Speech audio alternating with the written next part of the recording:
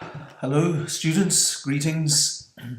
Welcome to ENG 220, Creative Writing, Week 7. Today, or this week, we're going to talk about narrative point of view, especially first person narrative point of view. Point of view is both a technical and, let's say, a philosophical concern. Technically, point of view refers to the grammatical person in which a story is written. For example, the first person, I. Let me read an example. This is taken from Dostoevsky's short novel, Notes from the Underground. I'm a sick man. I'm a spiteful man. I'm an unattractive man. I think there's something wrong with my liver. Unquote, quote unquote. That's an example of the beginning of a short novel using the first person. So it's not only grammatical in the sense that we use I, it's also philosophical. Dostoevsky is not writing about himself. I take it that you're familiar with the great Russian writer of the 19th century, Fyodor Dostoevsky. If you're not familiar with him, never mind, look him up. Interesting guy. So he's not writing about himself when he says, I'm a spiteful man, I'm a sick man. He invents a character, he's inventing a character. The character then tells a story with himself center stage. Moreover, what the character says about himself may or may not be true. It may be that the reader is aware of things that affect the first-person narrator, whereas the narrator, limited by his or her own point of view, is not aware. Third person, he, she, it. Let me give you an example before we start talking about third person. This is taken from a novel by Franz Kafka called The Trial. Quote, someone must have been spreading lies about Joseph K., for without having done anything wrong, he was arrested one morning. Unquote. In this novel, The Trial, let me just tell you a little bit about it. Joseph K. is arrested, taken to the police station, and processed through the legal system. He is tortured, beaten, interrogated, without ever getting to know what he has done. He's just an ordinary citizen. He hasn't done anything, but he finds himself in the legal police system, unable to extract himself, unable to defend himself because he doesn't know what he's defending himself against. Okay. He is always referred to as K, the first letter of a surname. He's only ever a person caught up in a giant, inhuman, bureaucratic machine. Thus, while he is referred to in the third person, while he is full of fear and panic, he never really has an identity. He is a character without an identity. This is an intriguing thing. Probably not possible to do that in the first person. Certainly possible to do it in the third person. Second person. In the past, it was quite common for a story or a novel to address the reader. My dear reader, they might say. Oh dear reader, the dear reader will have realized by now that, and so on. It's common amongst writers like Charles Dickens, the 19th century English writer. One of the stories we'll touch on today, J.M. Coetzee's Age of Iron, involves an older woman facing death, writing letters to her beloved daughter, now living in a faraway country. Much of what she has to say is addressed to the daughter in the second person, using the second person pronoun, you. So note that story. Actually, your homework is based on that story. All of these techniques have their various effects and characteristics. All of them create the perspective or point of view through which the reader comes to the story. so they're very important.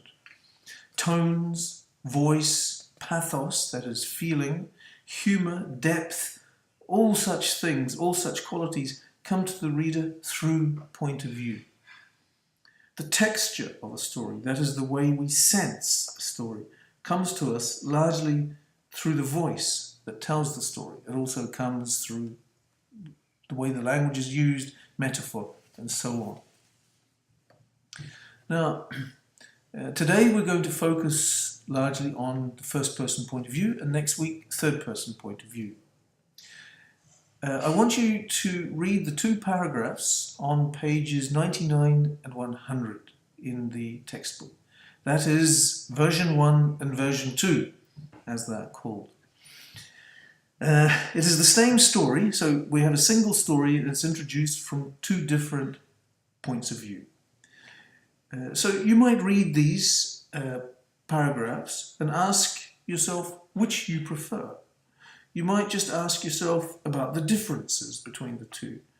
Ask yourself what the effects of the two approaches are. Okay? In the version, let's say, in version 1, the narrator is not just telling a story about her family life, its organization and its chaos.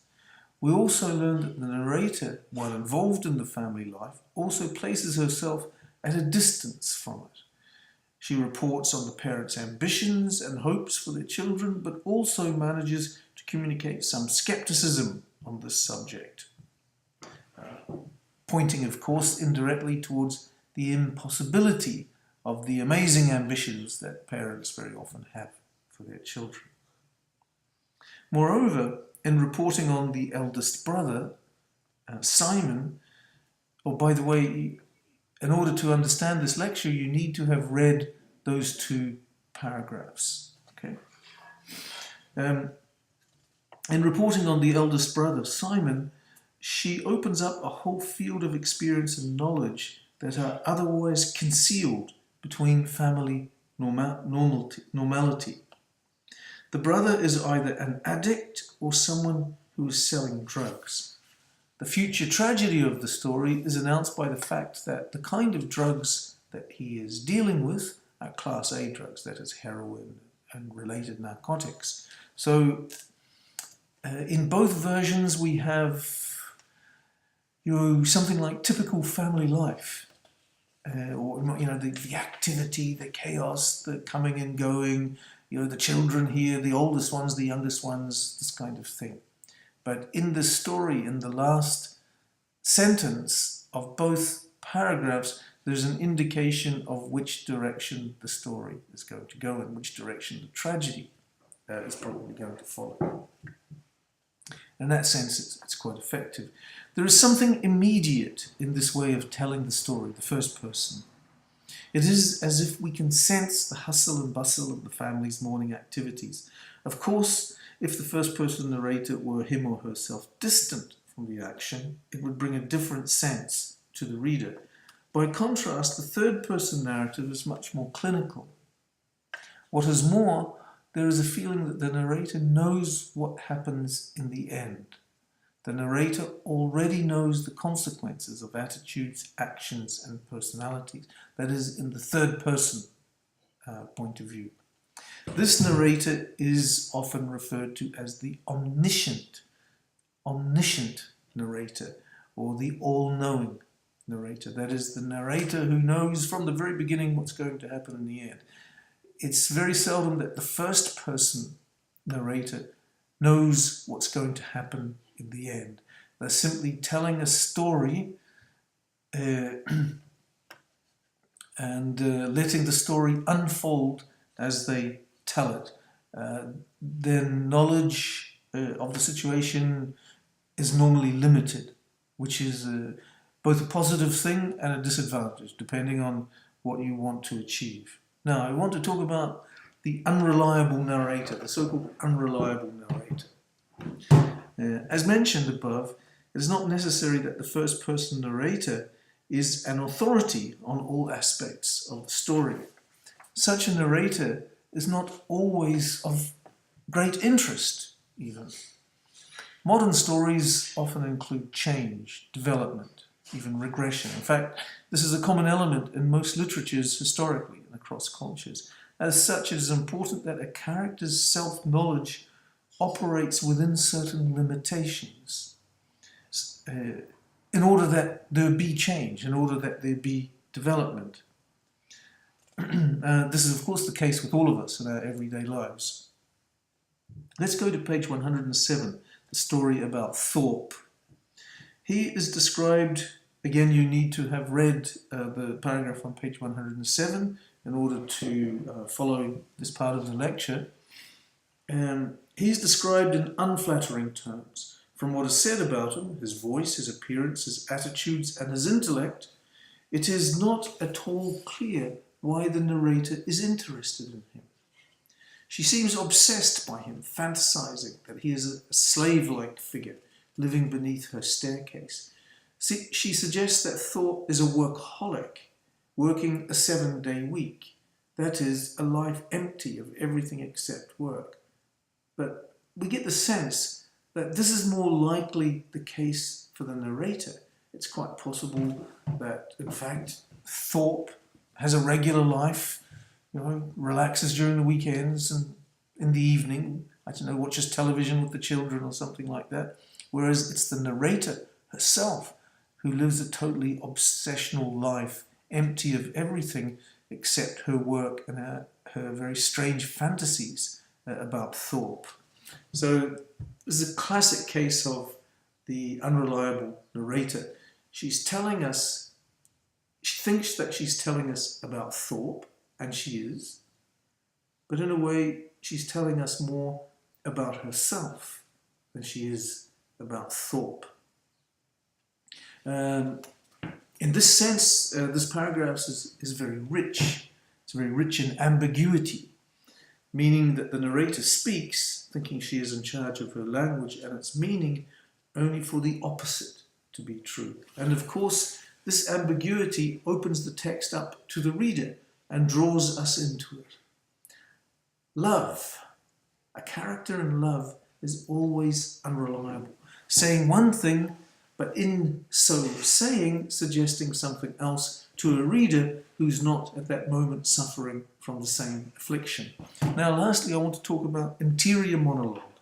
Of the various techniques governing the way a first-person narrator might express their point of view, I find interior monologue the most interesting. A character in a story says things like, "I ran into an old friend today and he told me that," or "I could see an old chestnut tree from my window blowing in the wind," or "I said," or "I thought," or "I felt," etc. But we know from our own experience that this is not how language, thought, emotion, objects of vision, hearing, taste and touch exist in our heads. Rather, if we listen, we hear fragments of a sentence, fragments of words, bits of thoughts. We are thinking about a mathematical problem or the price of 1.5 kilos of apples. One of the apples is rotten. A sensation of bruised and collapsed flesh crosses our minds. At the same time, we're stuck in some injustice. We're stuck in our mind on some injustice that was done to us, and we're trying through our reformulations to rectify the situation.